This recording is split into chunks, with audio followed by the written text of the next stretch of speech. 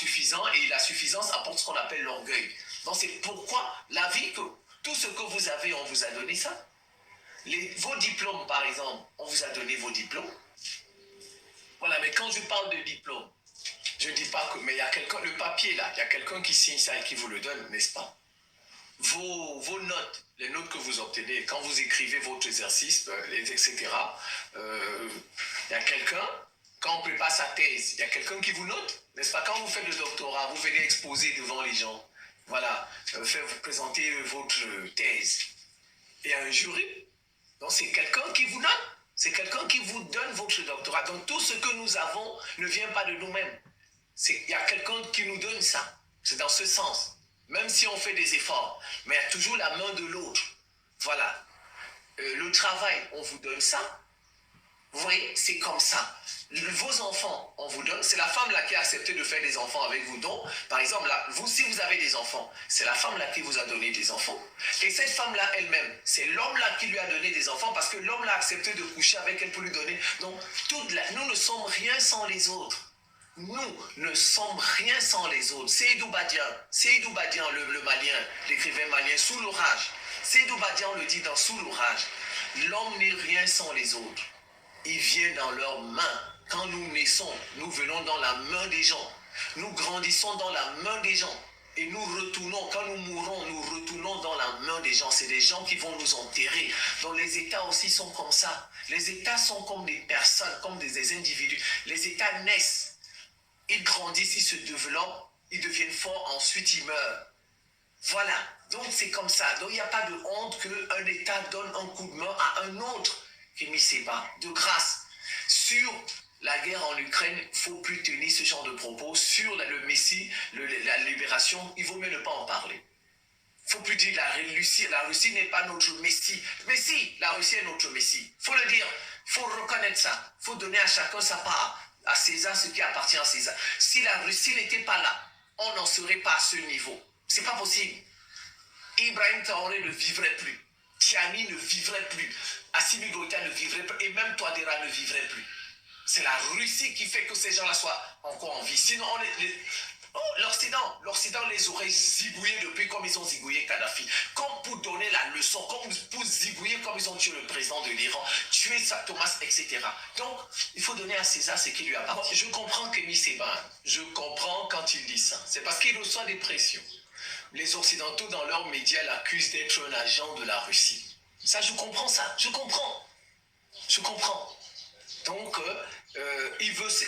quand il dit, par exemple, que si les Russes se comportent aussi comme les Européens, les Occidentaux, eh bien, on n'hésitera pas à les combattre. Je comprends pourquoi il veut montrer aux Occidentaux qu'il est un esprit libre, que même face à la Russie, il a un esprit libre.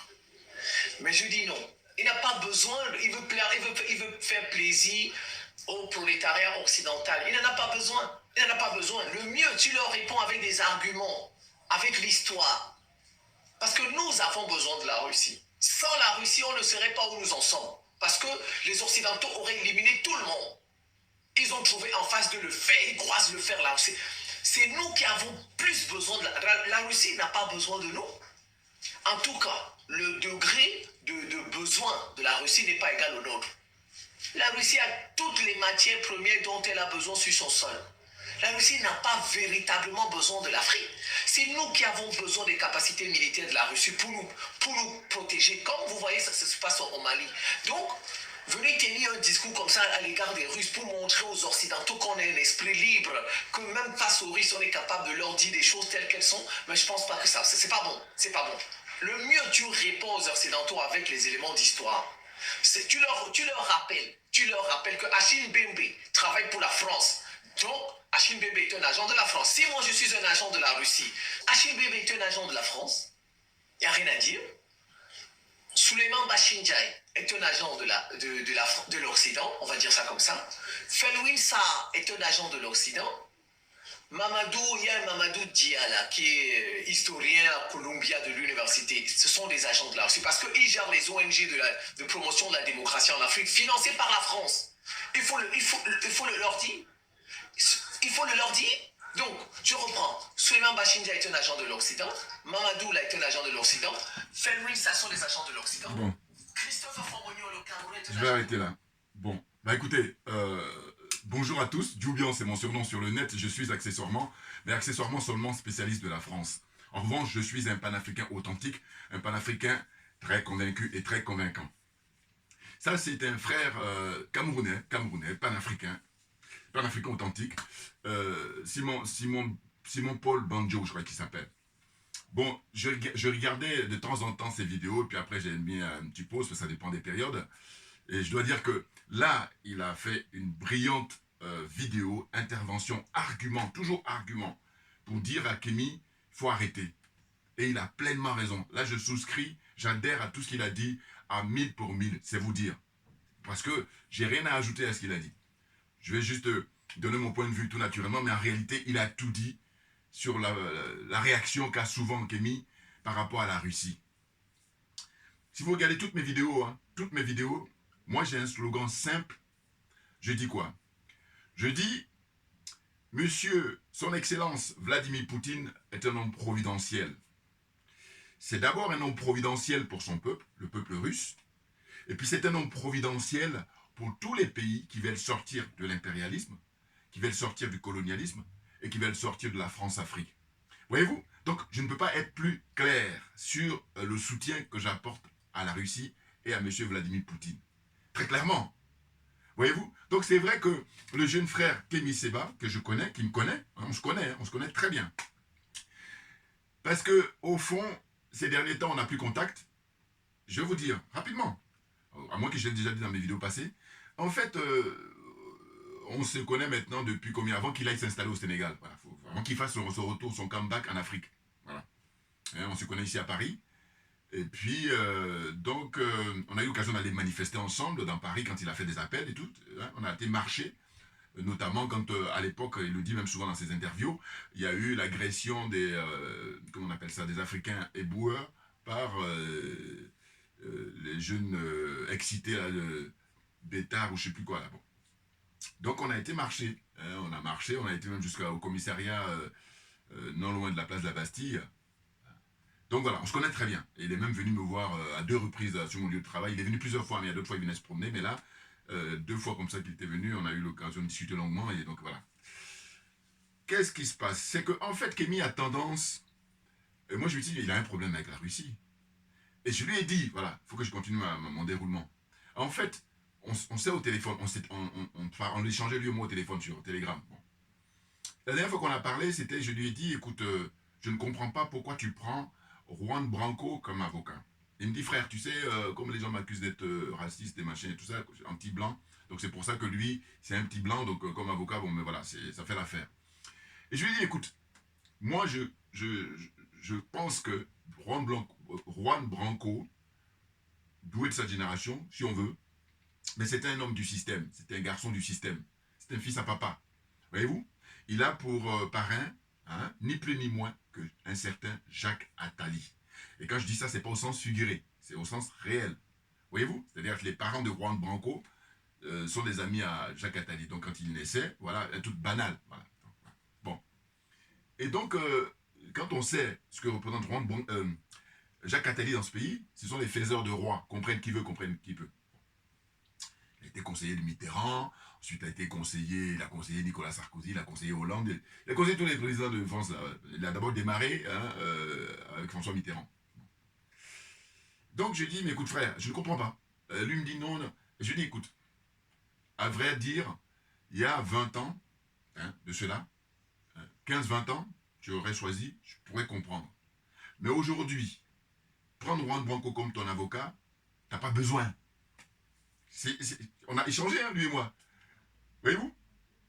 Et bon, il n'était pas tout à fait convaincu. Maintenant, moi, quand c'est comme ça, je dis, mais écoute, quand on se connaît, un ami et un frère, tu lui donnes ton point de vue, et puis après, il en fait ce qu'il veut. Parce qu'on est tous des adultes. Mais après, ce que je ne supporte pas chez les gens, parce qu'il y a des gens qui sont de mauvaise foi, parce que moi, je dis toujours, même à mon entourage, je dis, écoute, moi, tu me donnes un conseil. Je réfléchis, soit j'adhère à ce que tu dis, soit. Mais par contre, si jamais ça ne se passe pas comme ça devait se passer, mais je suis quelqu'un de reconnaissance, c'est-à-dire je dis, tu m'avais dit, tu m'avais averti, donc j'assume, voilà. Oh, il y en a qui n'aiment pas assumer, c'est ça que je ne supporte pas, et ça, c'est les petits malins qui sont des mauvaises foi, c'est ce que je ne supporte pas, voilà. Maintenant, ce qui concerne Kémy, c'est qu'en fait, c'est drôle cette histoire de Juan Branco, qu'il a pris comme avocat, mais plus récemment, hein, bon, dans sa stratégie de, comment dire ça, combat qu'il mène et tout, par rapport à l'établissement français, bon. Mais il se trouve que moi, j'ai aussi critiqué le fait que Ousmane Sonko et son équipe, ils aient choisi Juan Branco comme avocat. À vrai dire, c'est un garçon qui est brillant, hein, parce que chacun dans son domaine, voilà. Mais simplement, je le sens pas, voilà, pour tout vous dire. Parce que je crois que c'est pas n'importe qui. Je donne un exemple rapidement. Regardez, au Sénégal, quand il est parti là, hein, il était allé là-bas, hein, bon, il y est allé maintenant plusieurs fois, mais il est allé quand ils n'ont pas encore pris le pouvoir, Bassirou et puis Sonko. Bon. Et quand on l'a arrêté, il a trouvé le moyen de pouvoir s'enfuir. Je trouvais ça bizarre. Parce qu'en réalité, c'est parce qu'il est protégé. Il faut bien le savoir, ça. Même si, quand il est reparti récemment, il fait une conférence de presse où, dans une université, il raconte sa vie en disant... Et puis la dernière fois qu'il est parti, là, je crois que c'est même la semaine dernière, quand il est parti au Sénégal, quand il parlait, j'ai l'impression d'entendre un curé. Ça me faisait bizarre. Parce que j'ai fait l'effort d'écouter. Je dis, mais c'est un curé ou quoi? C'est étrange, c'est étrange. Donc je ne le sens pas du tout, ce garçon. Bon, je parlerai une autre fois, parce que là... Revenons donc pour Kémy. Et donc de dire quoi? De dire que, en fait, c'est vrai que souvent quand il dit dans des interviews, hein, il le dit comme ça, oui, faut arrêter de brandir le drapeau des Russes et tout, faut brandir plutôt le drapeau des nôtres, nos drapeaux. Alors que nos drapeaux, qu'est-ce qu'ils valent? Un peu comme dit le frère Mbala Mbala. Il dit quoi? Il dit, mais les passeports, les choses africaines, la zone là, c'est des choses là, hein, tablettes de chocolat, enfin, hein, un emballage de chocolat. Ça n'a pas de valeur. Mais oui. Et même le président Gbagbo l'a dit lui-même. Il a dit que quand il était allé en visite à l'époque, quand il était président, il était en visite officielle en Chine. Mais il dit, mais quand on est exposé, on est comme ça entre présidents, ben, l'hymne national qui joue, mais je sais que on est président certes, c'est théorique, mais dans la pratique, j'ai pas le même poids. Donc là, il a fait preuve de lucidité et d'honnêteté intellectuelle. Voilà. Maintenant, je peux considérer que Kémy, on est humain, hein, donc c'est un humain comme moi, comme Banjo, comme le frère Jean, hein, voilà, comme nous tous là, voilà. Donc on a des erreurs. Donc c'est des erreurs d'analyse. J'espère. Parce qu'au fond, je vous dis, très franchement, ce qu'a fait comme analyse le frère pour cette vidéo-là, j'ai rien à dire. Bon, lui, ce qui s'est passé, c'est qu'il a fait une vidéo une fois où il dit Paul Biya, il aimerait bien que Paul Biya meure au pouvoir à 100 ans. Voilà. Enfin, que Paul Biya atteigne 100 ans, si jamais il doit mourir, il faut qu'il atteigne 100 ans. Au pouvoir. Hein. Et quand j'ai écouté ça, j'ai dit, mais qu'est-ce que c'est que ça? Vous voyez? Bon, là aussi pareil, c'est une erreur d'appréciation. Et puis bon, lui, comme il a beaucoup d'humour, enfin, il met de l'humour dans ce qu'il dit et tout, mais donc on ne sait pas trop s'il est sérieux ou... Bon. Mais là, j'ai dit non. J'ai dit Paul Biya, il fait trop de mal au peuple camerounais, au peuple africain en général, au peuple camerounais là en particulier, depuis des décennies, hein, au minimum, j'allais dire 4 à 5 décennies, au minimum. Voyez-vous, compte tenu des postes qu'il a pu occuper, Paul Biya. Donc, quand il a dit ça dans une de ses vidéos, j'ai rien compris. J'ai dit, mais qu'est-ce que c'est que ça? Même pas envie de plaisanter avec ça. Parce que j'ai dit que c'est terrible. Lui, il dit c'est pour battre le record. Et que si Paul Biya meurt au pouvoir à 100 ans, eh bien, ça permettra aux touristes du monde entier ou à tous les gens de savoir que voilà, c'est le président qui a vécu jusqu'à 100 ans au pouvoir. Mais n'importe quoi. N'importe quoi. Vous voyez, donc le frère Banjo là, j'espère que... parce que j'ai déjà fait une vidéo où j'avais dénoncé ça. Voilà. Donc c'était juste ça, hein, sachant que, je vous dis, chacun de nous, on a nos travers, hein, on a nos contradictions. Moi, pareil, si quelqu'un est honnête et qu'il m'apporte des contradictions, j'ai rien à dire. Mais si, vous savez, les trolls sont malhonnêtes. C'est ça qui me... Voilà. Parce que je dis, moi, je veux que tu annonces, hein, voilà pour qui tu es, pour qui tu soutiens. Voilà. Puis après, je vais laisser. Mais si tu ne dis pas ça, je efface. Voilà. Parce que j'ai dit, déjà, tu ne te montres pas, alors que moi, je me montre, donc tu vois qui je suis. Le frère Banjo, Jean-Paul, il se montre. Hein, tous les autres frères qui font des vidéos là direct, ils se montrent, voilà, ils prennent beaucoup plus de risques. Maintenant, Kémy, dans son parcours, c'est un garçon extraordinaire. Même si moi, personnellement, je peux vous dire que des fois, j'ose pas trop parce qu'on se connaît. Mais si je vous raconte des anecdotes, mais comme je dis, je suis fair play. La preuve en est, j'ai fait une vidéo là récente où j'ai dit, pour les élections prévues au Bénin en 2026, je souhaite que lui, il soit candidat et qu'il puisse gagner. Par exemple. Et je dis, j'ai mis 2 candidats en liste. Lui et puis, enfin, je fais 2 propositions. Je dis, soit c'est lui, ou soit, si on veut trouver un consensus large, ben, ce serait la sagesse, hein, avec l'expérience, hein, du président Nisophore Dieudonné Soglo. Voilà. J'ai proposé ça. Il y a un frère qui m'a envoyé un commentaire tout en me précisant que non, il a dépassé l'âge limite au Bénin, que c'est, je crois, 74 ans ou je sais pas combien. l'âge limite pour se présenter au Bénin. C'est ce qu'il m'a dit le frère. Bon, il a raison. Mais en même temps, moi, c'est le compte tenu du contexte dans lequel on est. On est dans une situation exceptionnelle. Et que par conséquent, situation exceptionnelle, cas exceptionnel. Voilà. Voilà, c'est important. On n'est pas dans une situation ordinaire, là, puisque la démocratie, elle était comme ça, euh, bon an, mal an, enfin, je veux dire, tant bien que mal, en tout cas, quand on faisait un classement dans cette zone-là, on parlait toujours du Sénégal, rappelez-vous, il y a 10 ans, et puis le Bénin. Oh là, Patrice Talon, quand il arrive au pouvoir, on a vu tout de suite au bout de 1 an, 2 ans que c'est n'importe quoi, c'est un dictateur. Pareil, Macky Sall, quand il arrive, dictateur. Vous voyez, bon. Mais sinon, avant que ces deux-là arrivent, eh ben, il y avait l'alternance. Or, je dis que le minimum, quand on veut parler de démocratie, il faut qu'il y ait de l'alternance. Minimum. S'il n'y a pas d'alternance, c'est même pas la peine. Maintenant, j'ai dit, moi, il y a 2 écoles. Il y a l'école de la démocratie au sens noble du terme. Hein. Ça existe, hein, même en Afrique. Ils ne sont pas nombreux, malheureusement, mais ça existe. Et puis, il y a, je dis, pour moi, le cas de, comment dire, le colonel Kadhafi. Oui, oui, oui. Parce que je dis, ce monsieur, ce grand monsieur, ce très grand monsieur, le fait que tout le temps, tout son règne, il est resté plus de 40 ans au pouvoir, eh bien, son peuple était bien loti, un niveau de vie très élevé. Voilà, là, ça me parle. Mais ceux qui veulent rester au pouvoir, comme Paul Biya, et puis on regarde l'état du Cameroun, on regarde l'état d'esprit, on regarde l'espèce de... Enfin, c'est un cas d'école, le Cameroun. C'est incroyable. Hein. Les dégâts sur le plan intellectuel, sur le plan culturel. Quand je dis ça, je veux dire que c'est en guillemets, mais je veux dire qu'au sens où Paul Biya, mais c'est très profond les dégâts qu'il a commis, tout son règne. N'importe quoi. N'importe quoi. Vous voyez.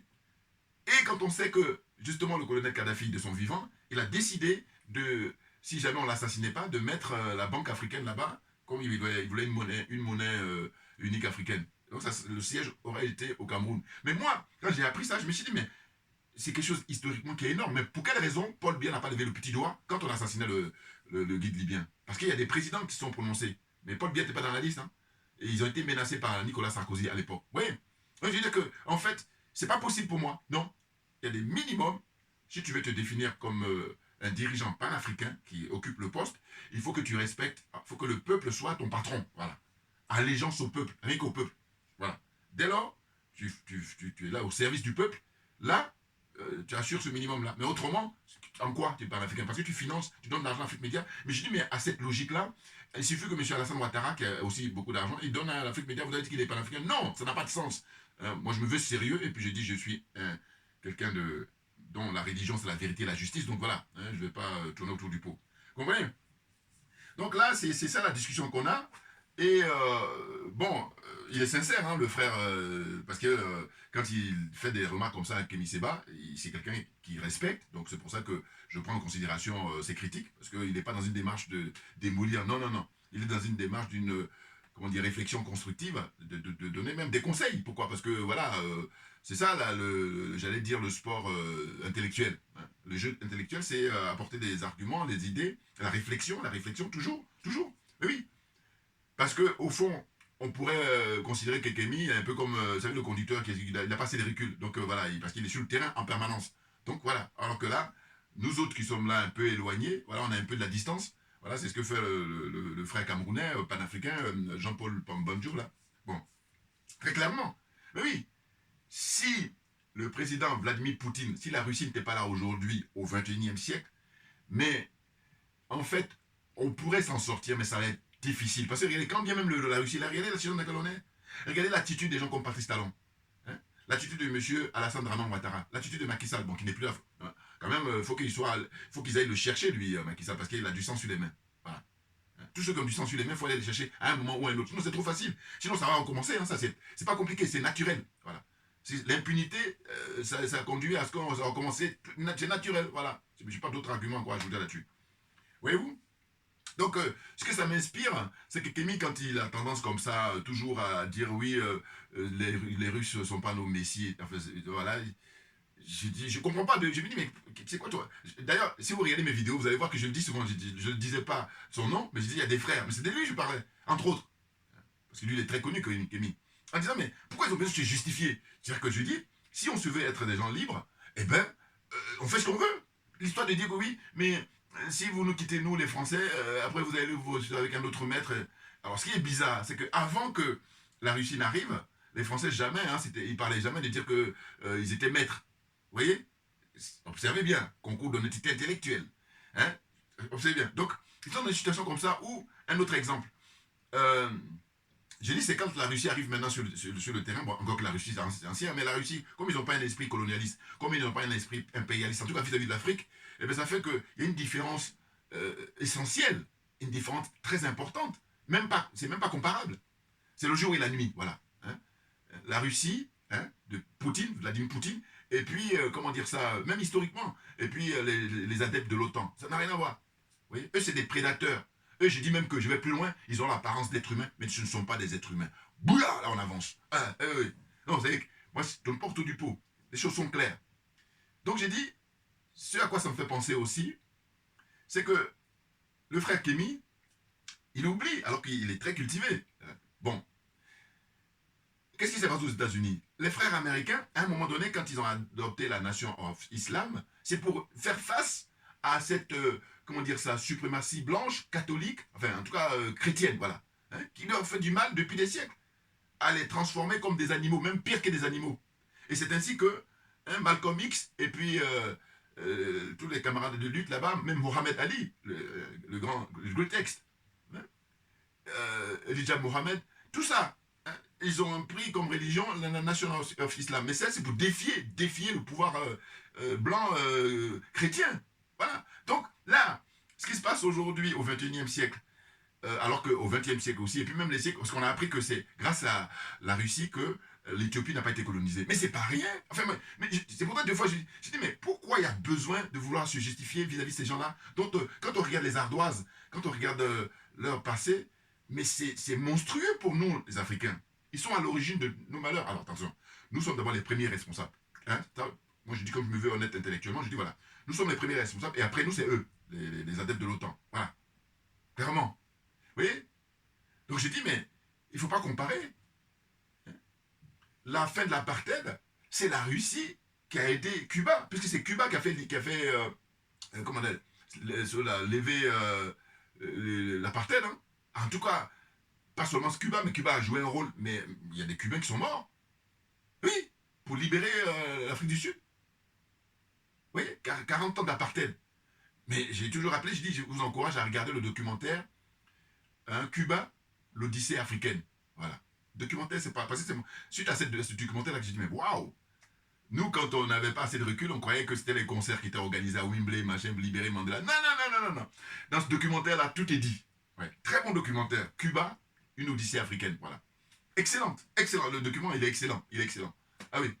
On voit là maintenant, parce que c'est un documentaire, hein, attention.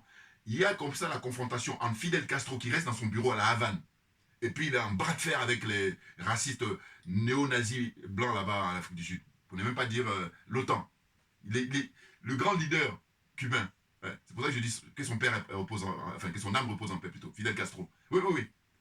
Ah oui, quand j'ai vu ce documentaire, j'ai dit mais non, les concerts là, ça c'est vraiment diversion. C'est juste pour amuser, se faire plaisir. Non, la réalité, c'est Cuba qui a donné un fort tribut, un fort sacrifice. Hein, des Cubains sont morts pour libérer l'Afrique du Sud. Donc vous voyez, oh, Cuba c'est quoi comme allié?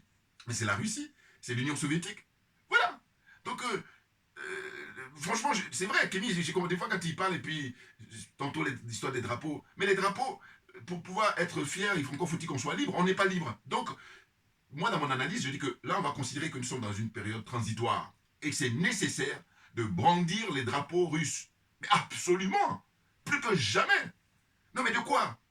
Je vous dis, moi, j'ai pas encore... Bon, il faut dire que j'ai eu des propositions d'interview, mais c'est simplement... Voilà. Notamment Afrique Média m'a demandé d'intervenir, puis j'ai pas voulu parce que j'ai dit Paul Biya, c'est un dictateur, donc il finance Afrique Média. Cela dit, je regarde, parce qu'ils ont des gens de qualité, et j'ai toujours donné la formule, je vous ai dit, on ne peut pas jeter le bébé avec l'eau du bain, voilà, ce que je dis pour Afrique Média. Bon. Et puis un autre média aussi qui est au Togo, là.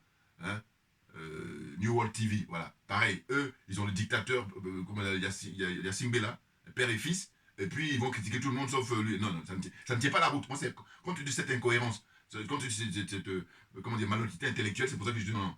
Puis aussi, ici même en France, il y a un frère à l'époque, un jeune frère qui m'avait dit, mais tiens, ce serait bien que tu interviennes sur telle chaîne et tout. Il faut dire que je suis très occupé hein, professionnellement, parce que là, c'est pour ça que je me bats, je ne peux pas imaginer. Et quand je vais bien ranger ça, puis maintenant, voilà, je vais être beaucoup plus disponible. Mais ce qui est sûr, c'est que moi, dans l'interview, mais il n'y a pas de problème avec ça. Vous savez, moi, je suis un admirateur de Mohamed Ali. Hein. Voilà, Cassius Clay, alias Mohamed Ali. Voilà, le Grutex. Eh oui, il ne marchait pas ses mots. Puis je vous dis, en tant que boxeur, mais il a quitté le ring. Il est beaucoup plus élevé avec la conscience politique que des gens qui sont des professionnels de la politique. Mais bien entendu, quand il refuse par exemple d'aller au Vietnam, c'est pas rien. C'est du lourd. C'est même ça qui l'a fait perdre à l'époque son titre. Bon, enfin, revenir à Kémy. Donc, Kémy, là, il faut qu'il arrête avec les histoires des Russes parce qu'il a expliqué déjà, je sais bien dans les interviews, comme quoi il avait été courtisé par les Russes, en tout cas Prigojine et tout ça, qui lui avait proposé beaucoup d'argent pour qu'il rentre dans la lutte armée et qu'il avait refusé. Bon, c'est tout à son honneur, évidemment. Hein. Encore que, hein, tout est relatif. Je veux dire, par rapport à ce qu'ils nous font subir, voilà. Mais je veux dire qu'il faut reconnaître que, mais si les Russes n'étaient pas là, mais on fait comment avec les colonels au Mali? On fait comment avec le capitaine Ibrahim Traoré au Burkina? On fait comment avec, comment dire, le général Tchiani au Niger? On fait comment? Ou dans une certaine mesure, le président Touadéra, un peu centrafricain, lui, il est poursuivi par ses vieux démons, à savoir les francs-maçons. Ouais. Non, parce que sinon, je ne comprends pas son attitude. J'ai mis du temps, hein, mais quand j'ai vu là qu'il n'arrête pas de venir à Paris, je dis non, lui, les francs-maçons, mais ça y est, c'est signé, là. Il n'y a même pas de doute. Voilà. Donc c'est ça qui le perturbe. Voyez-vous? Donc il a vraiment fait une très belle vidéo et il n'y a rien à dire. C'est juste à faire la promo, à diffuser sa vidéo, hein, à le partager au maximum parce qu'on est dans une campagne de sensibilisation hein, qui nous a fait défaut. Hein, rappelez-vous, il y a 30, 40 ans, ou même il y a 10, 15 ans, ou 20 ans. Hein. Là aujourd'hui, hein, on est tous là à apporter notre contribution pour éclairer hein, tous ceux qui sont de bonne volonté, tous ceux qui ne sont pas malhonnêtes, hein, les jeunes frères, ou même les anciens aussi. Voilà. Parce que moi je prends l'exemple de Kémy, il est plus jeune que moi, mais pour autant très cultivé, très, je veux dire, autodidacte, mais il donne des conférences. Donc voilà. Mais le problème, c'est qu'il a un problème avec les Russes, mais simplement parce qu'il veut s'ajuster avec les Français. C'est ça qui c'est irritant quelque part. Voyez-vous? Et je vous dis, hein, là, je me permets parce que sinon, je ne disais pas son nom, mais à chaque fois que je dis il y a des frères, mais c'était de lui que je disais, mais qu'est-ce que c'est cette histoire de vouloir se justifier en disant oui, si vous nous quittez, hein, vous allez aller voir. Mais on fait ce qu'on veut. Mais moi, je suis en interview, ce que je dis. Je fais ce que je veux. Et alors? Et puis quand tu vas me dire que oui, mais t'es financé par les Russes, je dis, mais vraiment, prouve-le moi d'abord. Et puis quand même tu vas le prouver, c'est ce qu'il a dit tout à l'heure, le frère, il a dit, mais énumère tous ceux qui sont financés par les Français. Hein? Les Felouinsa, la liste est longue, hein, par contre, là, voilà. Hein? Vous voyez? Tous les frères et sœurs qui travaillent comme Serge Daniel. Voilà. Bon, lui, il fait peur même avec son visage, hein, c'est un diable. Fait bon, excusez-moi. Mais non, mais la liste est longue. Hein, de tous ces gens-là qui sont financés par la France depuis toujours. Maintenant, ce que je dis, il ne faut pas oublier, c'est que Kémy, c'est vraiment un frère de terrain. Et puis, il est dans des contradictions. Parce que, regardez, l'acte qu'il a posé, qui est historique, la récent, c'est quand il a brûlé le passeport français. Mais c'est pas rien. C'est gigantesque de brûler le passeport français. Le passeport français, ce que ça représente en Afrique. Hein? Je ne parle pas des citoyens lambda. Les dirigeants, déjà les dirigeants. Et il faut savoir que tous les dirigeants de cette zone-là, la plupart, ils sont tous avec le passeport français, entre autres. Parce qu'il y en a d'autres qui ont le passeport américain aussi. Passeport suisse aussi, je prends un gars comme Paul Biya. Paul Biya, à mon avis, il n'a pas que le passeport français. Il a le passeport camerounais, il a le passeport français, il a le passeport suisse, il a plein. Voilà. Et puis, tellement dans le cynisme, c'est qu'on interdit aux Camerounais lambda d'avoir deux nationalités. Alors que eux, moi je dis quand on est honnête, en tant que chef de famille, en tant que chef d'État, tu donnes l'exemple et les autres vont suivre. Ça se fait automatiquement. Un peu comme, je vous dis, pourquoi j'ai beaucoup de respect et d'admiration pour le capitaine Ibrahim Traoré. Mais quand je dis, j'ai appris, il a annoncé qu'il conservait son salaire de capitaine, hein, et que ça ne l'intéressait pas d'avoir le salaire de président. Mais je dis, mais validé. Il n'y a rien à dire, parce que c'est exemplaire. Et du coup, ceux qui sont là, qui sont le peuple ou les autres là, voilà, qui te considèrent comme président, mais ils ne vont pas avoir à discuter. Tu donnes l'exemple. Donc voyez-vous, ça c'est très intéressant ça, à apprécier. Et puis à souligner. Hein? Parce qu'il n'y en a pas beaucoup. Il y en a plein là qui sont perturbés parce que vous savez, chacun de nous on a chacun notre histoire. La manière dont on a été éduqué, la manière dont on a bénéficié de l'amour des parents ou pas. Il y a plein de trucs qui... Hein? Bon. Vous savez qu'il y en a d'autres qui vont grandir dans la tête en disant « Moi un jour j'aimerais devenir président, moi un jour je veux devenir ministre. » Mais quand tu veux devenir président, c'est pour quoi faire? Est-ce que c'est devenir président pour s'en mettre plein les fouilles, ce qui est le cas de beaucoup de gens? Ou alors c'est pour devenir président pour servir le peuple? Très peu de gens malheureusement. Il y en a, mais très peu. Ici je cite l'exemple de... Et puis encore que lui ne pense même pas à ça, c'est les hasards de la vie. C'est circonstances comme ça qu'il s'est retrouvé. Mais allez savoir si ce n'est pas la main de Dieu, justement. Hein? Non mais c'est intéressant, c'est très intéressant. Donc j'espère que Kémy va prendre connaissance de la vidéo là, du frère Jean-Paul Banjo, très clairement, parce qu'il a bien argumenté. C'est une question d'argument. Toujours, moi, mes enfants, je leur dis, écoute, moi, peu importe ton âge, tu donnes les arguments, je suis preneur. Pour vous dire, mes enfants, mais, maintenant ils sont adultes, mais ils avaient déjà, quand on échangeait à la table, j'ai dit, donne argument. Voilà. Quand tu as des arguments, moi, je prends ça en compte. Parce que voilà, tu argumentes, on est des humains, donc c'est l'intelligence qui doit briller. Voilà, un peu comme dit le grand Cheikh Anta Diop. À connaissance égale, la vérité triomphe. C'est clair. Voyez-vous? Donc, je vais m'arrêter là aujourd'hui pour cette vidéo-là. Et puis de dire que, voilà, les choses avancent, hein, très clairement. Malgré les difficultés qu'on peut rencontrer, mais ça fait partie du jeu, puisque, je vous dis, la confiture est tellement bonne qu'ils ne veulent pas lâcher comme ça de sitôt, ils ne vont pas lâcher. Mais nous, c'est à nous d'être déterminés, mais on est parti pour ne plus revenir en arrière. C'est clair et net, pas d'ambiguïté. C'est clair. Ouais. Et on est à l'aise, parce qu'on a suffisamment de recul. Très clairement. Donc je termine là pour vous dire que bon, ceux qui sont courageux, comme je fais d'habitude, bon, j'aime bien. Je vous dis blablabla, c'est bien, mais lire c'est encore mieux. Voilà. Parce que on conserve définitivement. Donc il y a ça, puisqu'il est en visite là, Kémy, enfin il était en visite au Burkina Faso, il a pu rencontrer le capitaine Ibrahim Traoré, voilà. Et puis il a été aussi rencontrer les autres frères, la tenue des conférences et tout ça. Voilà. Mais par contre, il faut faire attention, il faut respecter les Russes, parce que franchement, quand on regarde, comment on appelle ça, leur casier judiciaire par rapport à l'Afrique, leur casier judiciaire, il est vierge. Alors que les adeptes de l'OTAN, on peut pas dire, voilà, l'OTAN, c'est même pas la peine. On a besoin de beaucoup de pages pour... Donc voilà, les choses sont claires là. Faut pas, c'est le jour et la nuit, hein, la Russie vis-à-vis de l'Afrique et puis les adeptes de l'OTAN. Et puis autrement, il y a ça, un bouquin là qui est écrit par Hakim Hadi, Histoire du panafricanisme. Voilà, toujours, faut lire. C'est par là qu'on arrive à avancer et puis à s'instruire, à se cultiver. Voyez-vous? Par contre, c'est un gros pavé. Hein. Voilà. Oui, c'est clair. Hein, pas comparer la Russie. C'est une chance extraordinaire qu'on a. On a un tournant où là, si on ne le négocie pas bien, mais on est parti pour rester esclave encore des siècles, j'allais dire. Bien entendu. Et dire ça, c'est tellement évident. Merci beaucoup à vous tous pour votre attention, et puis à très très bientôt. Voilà. Hein. Les discours du capitaine Thomas Isidore Noël Sankara, faut les lire, et c'est avec beaucoup d'instructions.